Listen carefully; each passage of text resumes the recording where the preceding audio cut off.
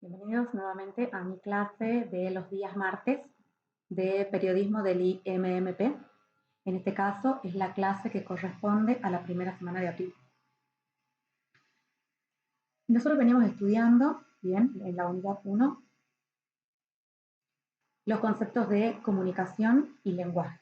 Y hemos indagado hasta la clase de ayer en qué es comunicar, los elementos de la comunicación, tipos de comunicación y funciones de la comunicación, es lo último que habíamos visto. En esta clase lo que vamos a ver es el lenguaje, que es la diferencia entre lengua y habla, las funciones del lenguaje, evolución del lenguaje y algunos ejemplos. Por lo tanto, ¿qué es el lenguaje? El lenguaje es un sistema de signos orales, escritos o gestuales que a través de su significado y la relación que permite y su relación permite que las personas puedan expresarse para lograr el entendimiento con el resto. Primero veamos qué es un sistema. Un sistema es un conjunto de partes que cumplen una determinada función y que engranan y que esas partes cumplen una determinada función para lograr un determinado objetivo. Por lo tanto, el lenguaje es un sistema de signos.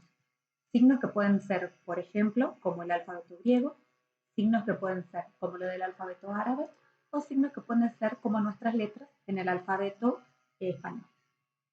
Entonces, este sistema de signos es el que nos permite a nosotros comunicarnos. Por lo tanto, el lenguaje surge de una necesidad que tenemos los seres humanos para establecer relaciones entre nosotros para asegurar nuestra supervivencia.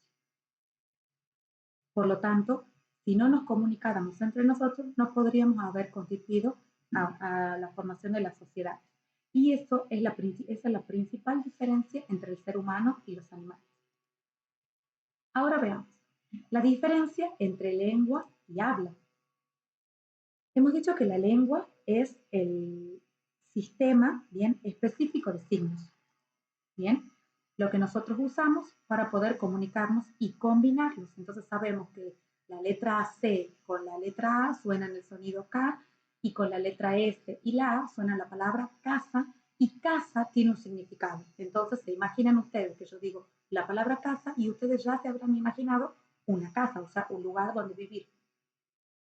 Pero la lengua se diferencia del habla porque el habla es el uso que nosotros hacemos de la lengua y por lo tanto la lengua implica un acto social individual donde cada una de las personas que están involucradas en este acto, que podríamos decir un emisor y un receptor, eligen de qué manera van a utilizar los signos, es decir, las palabras, para poder transmitir lo que desean transmitir.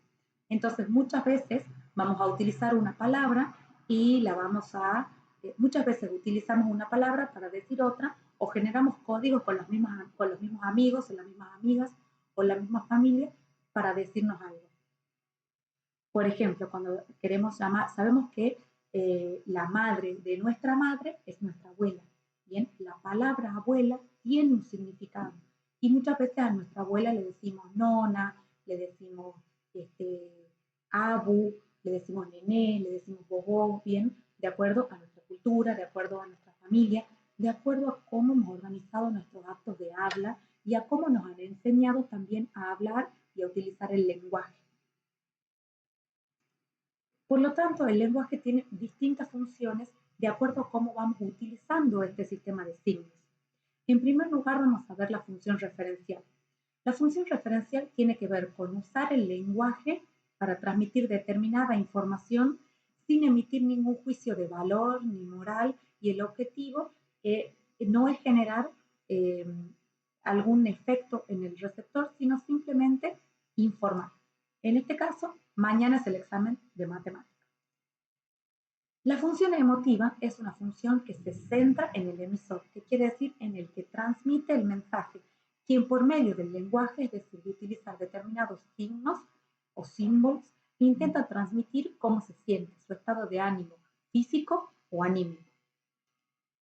En este caso tenemos una viñeta de Mafalda que dice basta, y la manera en la que lo grita y está escrito el lenguaje implica cómo se siente. Evidentemente está harta de algo. La función apelativa. Aquí la comunicación se centra en utilizar el lenguaje en base al receptor, es decir, de provocarle sí una reacción particular en el receptor, en la persona que me está escuchando, la persona que me está leyendo, la persona que me está viendo para que haga o deje de hacer algo. Necesito que el receptor actúe. Por lo tanto, en esta viñeta vemos aparentemente una mamá que le dice a su hijo que se vaya a su pieza. La función fáctica. Fáctica quiere decir un hecho, ¿bien? Por lo tanto, en esta función se va a centrar en el canal de la comunicación. Recordemos que el canal es el medio físico por el que se transmite el mensaje. Por lo tanto, lo que se intenta por medio del lenguaje es comprobar, bien, que el canal continúa abierto para poder así que se produzca el hecho de la comunicación, para que se pueda concretar y continuar la comunicación. Por eso, en este ejemplo, el lenguaje se utiliza, el lenguaje utiliza la función fáctica o se activa la función fáctica cuando uno pregunta, ¿me escuchas bien? ¿Me puedes ver bien? Seguramente si han hecho una videollamada últimamente, han podido hacer este tipo de preguntas o han utilizado los medios de comunicación para poder, bueno, justamente establecer relaciones y vínculos con los otros, ya que no podemos salir de la casa y no se puede completar este vínculo presencial. Por lo tanto, necesitamos de que el canal funcione bien y esté abierto para poder realizar la comunicación. ¿Me escuchas bien? ¿Me ves bien? Pues funciona bien tu teléfono. Bien, quiere decir con que yo controlo y corroboro que el canal de comunicación, es decir, el medio físico por el que yo transmito el mensaje, está funcionando correctamente. La función estética. En esta función predomina el lenguaje en sí, es decir, este lenguaje es utilizado con el objetivo de crear algún tipo de belleza. Es una función que predomina en las novelas, en los cuentos, en las poesías, en las canciones y en cualquier otro tipo de creación, por ejemplo, literaria o artística. Aquí lo que importa no es el lenguaje en su contenido, sino la manera en la que se utiliza el lenguaje. Tiene que ver con, por ejemplo, cómo creamos un verso, cómo creamos una canción, cuando decimos, cuando utilizamos una metáfora para decir algo.